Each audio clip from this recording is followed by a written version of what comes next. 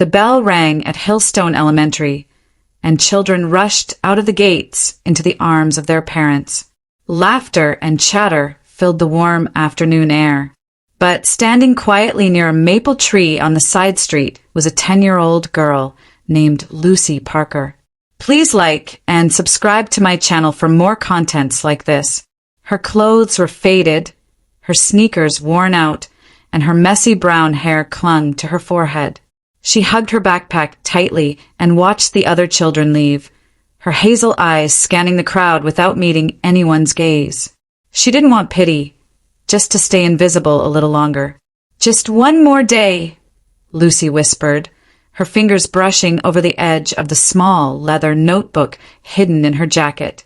It was her grandmother's recipe book, the last gift Grandma Ruth gave her before being admitted to the hospital.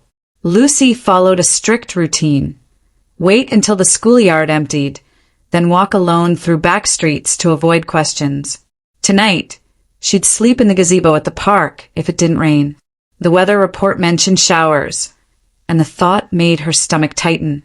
"Lucy, are you waiting for someone?" The gentle voice startled her.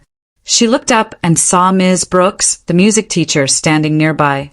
Ms. Brooks was in her early 30s, with soft brown eyes and a warm smile that made students feel safe.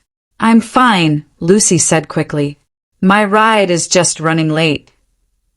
Ms. Brooks tilted her head, clearly unconvinced. She had noticed Lucy's repeated outfits and how she lingered after school when everyone else had gone home. "It's getting chilly," Ms. Brooks said kindly, pulling her cardigan closer. "Why don't you come wait in the music room? I need to organize some sheet music." Lucy hesitated. The music room was warm, and Ms. Brooks never asked too many questions. "Okay," she said softly. Inside, she sat at a desk while Ms. Brooks shuffled papers by the piano. After a few minutes of silence, Ms. Brooks sat down beside her. "Lucy," she said gently, "is everything all right at home?" Lucy's fingers found the notebook in her pocket. "Everything's fine," she said, but her voice trembled. Ms. Brooks smiled gently. "You know, when I was your age, my dad lost his job. We had to stay with relatives for months. I didn't want anyone to know." Her voice was steady, not prying, just sharing. Lucy's eyes filled with tears. She couldn't hold it in anymore. "My grandma is sick. She's all I have. We spent everything we had on doctors. We lost our apartment." Ms. Brooks' heart ached. "Where have you been staying?" she asked softly. Lucy looked down. "Different places.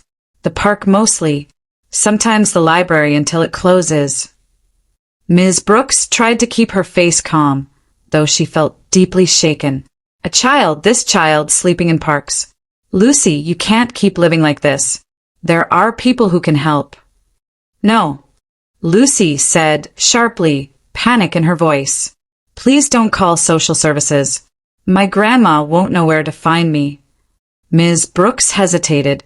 She knew the rules, but she also saw the fear in Lucy's eyes. "Okay," she said gently. "We'll think of something. But first, when was your last proper meal?" Lucy didn't answer, which was enough of an answer. "Come with me," Ms. Brooks said. "There's a family restaurant nearby. The owner's kind. Let's get you some food, and we'll talk after." Lucy nodded, slipping the notebook deeper into her pocket. For the first time in days, she felt a sliver of relief. The restaurant was nearly empty when they arrived. Mr. Harris, a man in his mid-40s with salt and pepper hair and a worn apron, stood behind the counter, staring at a stack of unpaid bills. The bell above the door chimed, making him glance up. "Evening, Rachel," he said when he recognized Ms. Brooks. Then his eyes landed on the small girl by her side. "Is this a student?" "Yes," Ms. Brooks said. She could really use a warm meal. Mr. Harris nodded and waved them in. "The kitchen's closed, but I've got some stew left." Lucy hesitated near the door, unsure. "Come on in," Mr. Harris encouraged. "No charge, just good food." The rich aroma of beef stew filled the room. Lucy's eyes lit up. "This smells like something my grandma used to make," she whispered. She opened her notebook and flipped to a blank page. Mr. Harris noticed the motion. "What's that?" "My recipe book," she said quietly. Lucy took a careful bite of stew and closed her eyes. "Do you use thyme in this? Maybe a little mustard powder?" Mr. Harris raised his eyebrows, surprised. "Most grown-ups don't catch that." As Lucy ate, Ms. Brooks explained her situation. Her grandmother in the hospital, their apartment gone. Mr. Harris listened silently, something softening in his expression. "Lucy's grandmother worked at Bellini's before it shut down," Ms. Brooks added. "Ruth Parker." Mr. Harris blinked. "Wait, Ruth Parker? I knew her." Mr. Harris leaned against the counter, deep in thought. "Ruth Parker was a legend in this town," he said softly. "I met her once at a food expo. Her soups could stop a conversation mid-sentence." Lucy looked up from her bowl. "She taught me how to cook. We were writing our own recipe book together." Mr. Harris gave her a gentle smile. "You've got her gift, I can tell." Lucy's cheeks turned pink, and she went back to writing notes in her book. "Why is your restaurant so empty?" Lucy asked after a few quiet moments. "This food is amazing." Mr. Harris sighed. "Times have changed, kid. People go for trendy spots and online delivery now. Family restaurants like this, we're disappearing." Lucy looked around. The tables were clean but old. The walls were lined with faded photos of happier days. "But this place feels like home," she said softly. Mr. Harris smiled again, but it didn't quite reach his eyes. "Back at home. If you could call the storage room above the restaurant home." Mr. Harris stared at the for sale sign he'd just placed in the front window. The numbers didn't lie. He was 3 months behind on rent, and suppliers were calling daily. He turned away from the sign, only to see Lucy's small face pressed against the glass. Her expression shifted from curiosity to hurt. She pushed the door open and walked in. "You're selling it?" she asked quietly. Mr. Harris nodded. "I don't have a choice, Lucy. Not enough customers means no money to keep this place open." Lucy clutched her recipe book tightly. "But it's special. Your food is like a hug on a plate." That made Mr. Harris chuckle despite himself. "Thanks, but good food isn't always enough." Lucy didn't respond. She walked slowly around the restaurant, her eyes focused as if studying something invisible. Then she turned back with a fire in her voice. "We can save it." Mr. Harris blinked. "We." Lucy nodded. "My grandma always said that food with a story is food that sticks in people's hearts. This place has stories.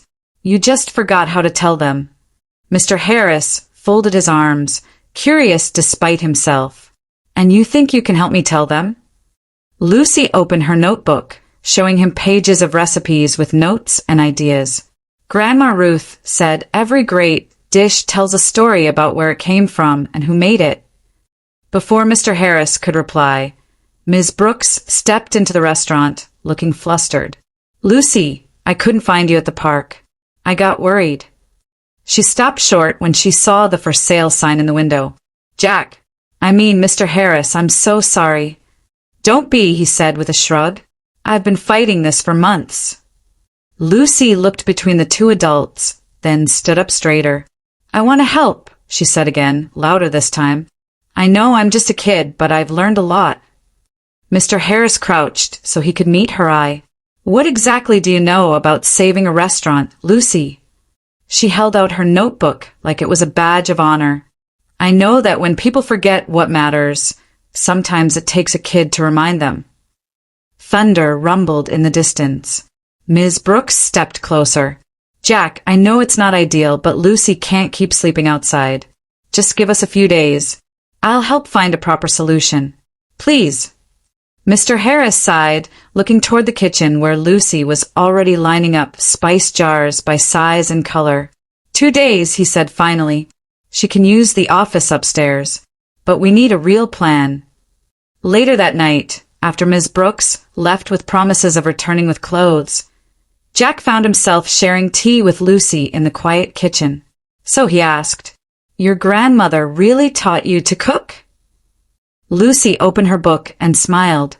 She said recipes are like music. Music? Jack asked. Lucy nodded. She said flavors have rhythm. That's why some dishes sing and others fall flat. Jack raised an eyebrow, impressed. That's actually not wrong. My father used to call cooking edible storytelling. Lucy lit up. That's what Grandma says too. Every spice in the kitchen tells a story. Jack chuckled, shaking his head. You and your grandma are something else. Lucy flipped to a page in her book. My favorite story is about saffron. Saffron? Jack asked. Lucy's eyes sparkled. It takes thousands of flowers to make just a little bit, and each tiny thread is picked by hand. Grandma said when you use saffron, you should remember all the hands that touched it before yours. Jack's expression softened. He hadn't felt this connected to food in years. Did your grandma teach you to plate dishes too? Lucy nodded. She said the plate should tell a story before you even take a bite. Jack realized, as she spoke, that he might be learning more from this little girl than she ever would from him. The next morning, Jack Harris woke early to the sound of soft movement in the kitchen. Curious, he tiptoed downstairs. There, standing on a stool in front of the stove, was Lucy. She had tied a towel around her waist like an apron and was carefully stirring a small pot. Morning, Jack said. Lucy turned with a sheepish smile. I couldn't sleep. I wanted to try something for breakfast. Jack looked into the pot and caught a warm, citrusy smell. What is it? Orange cinnamon porridge. Grandma's comfort food, Lucy replied proudly. Jack tasted a spoonful and raised his eyebrows. Lucy, this is really good. Lucy grinned. You think so? I know so, Jack said. You're more than just a good cook. You have instincts. Lucy glanced down at her book, then back at him. Can we do something with this place? Like a dinner night. Grandma Ruth used to hold special dinners with stories and music. People loved it. Jack hesitated, then asked, You think we can fill this place? Lucy's eyes shone. If we give them something they've never had, food with heart, they'll come. That afternoon, Miss Brooks returned with clean clothes and helped Lucy brainstorm ideas. What if I play piano during the dinner? She offered. Live music always brings warmth. Lucy clapped her hands. Yes, we can call it something special. Jack leaned on the counter watching them. How about memories on a plate? He said. Lucy's face lit up. That's perfect. Every dish will have a story. They got to work. Lucy selected recipes. Jack ordered ingredients. Ms. Brooks made flyers. The tired old restaurant began to glow with new purpose. By Friday, excitement buzzed through the town. Ms. Brooks had called teachers and parents. Jack had reached out to old regulars. Lucy tested every recipe twice. On Saturday night, Thompson's restaurant looked like a new place. Flowers sat in glass jars. Handwritten menus told stories about each dish. The piano stood in the corner, ready. Lucy stood beside Jack in the kitchen, peeking through the doors. Will anyone come? She asked. Jack looked at her and smiled. We'll cook like the room is already full. That's what your grandma would do. The bell rang. An older couple entered, holding hands. We saw the flyer, the man said. Thought we'd give it a try. Welcome, Lucy said sweetly. Try our celebration soup. Guess the secret ingredient, and you'll get extra dessert. They laughed and sat down. More guests arrived. Ms. Brooks began to play a gentle melody. Jack served dishes with pride. Lucy peeked from the kitchen, watching people smile. They whispered to each other. They asked questions. They cleaned their plates. Something magic was happening, just like Grandma Ruth used to say. The final course was Lucy's apple tart with rosemary caramel. As guests bid in, murmurs of delight filled the room. Someone even asked if the dinners would happen again. Jack and Lucy exchanged hopeful glances. After the guests left, the three of them sat in the kitchen, exhausted but happy. "We actually made a profit," Jack said in disbelief. "Not a fortune, but enough to pay some bills." "People loved it," Ms. Brooks added. "Lucy, you started something beautiful." Lucy hugged her recipe book. "Grandma would have been proud. I can feel it." The next morning, Jack received a call from a familiar number. It was Ms. Brooks. "Jack," she said, her voice shaking with emotion. "We found her. Ruth Parker. She's alive at Memorial General. She's been asking for Lucy." Jack nearly dropped the phone. "Is she okay?" "She's weak but stable," Ms. Brooks replied. "They moved her after a paperwork error. But she's safe, and she remembers everything." Jack rushed to tell Lucy. She froze in place, the spoon in her hand clattering to the floor. "Grandma's alive?" "She's waiting for you," Jack said softly. They drove to the hospital that afternoon. Lucy clutched her recipe book the whole way. When they reached room 214, she suddenly hesitated. "What if she forgot me?" she whispered. Jack knelt beside her. "No illness could make her forget you, Lucy." The door creaked open. A pale, thin woman sat by the window. She turned slowly, and her face lit up. "Lucy! Grandma!" Lucy cried, rushing into her arms. They held each other, crying and laughing at once. "I knew you'd find me," Grandma Ruth whispered. "I missed you every second." Jack and Ms. Brooks watched from the doorway. Ruth looked at them, her eyes filled with quiet gratitude. "You kept her safe?" she asked. "You helped her cook?" Jack smiled. "Actually, she helped me remember why I started cooking in the first place." Ruth nodded slowly. "Then you understand. Food isn't just about taste. It's about love, about holding on to memories when everything else falls apart." Lucy showed her the recipe book. "We've been writing our own chapters, Grandma, and we named the special dinner after you." Ruth's smile said it all. 6 months later, the restaurant reopened with a new sign, Ruth and Lucy's Kitchen. The line of customers stretched around the block. Inside, fresh flowers adorned the tables. Framed recipe cards and family photos decorated the walls. Jack cooked at the back, smiling as Lucy and Ruth worked beside him. Ms. Brooks played piano softly in the corner. On Monday nights, they served free meals to struggling families. On Saturday nights, the restaurant came alive with stories, music, and laughter. And at the heart of it all was a little girl with a recipe book and the belief that food could heal the world. Like and subscribe to my channel for more contents like this, and let us know where you are watching from under the comment section.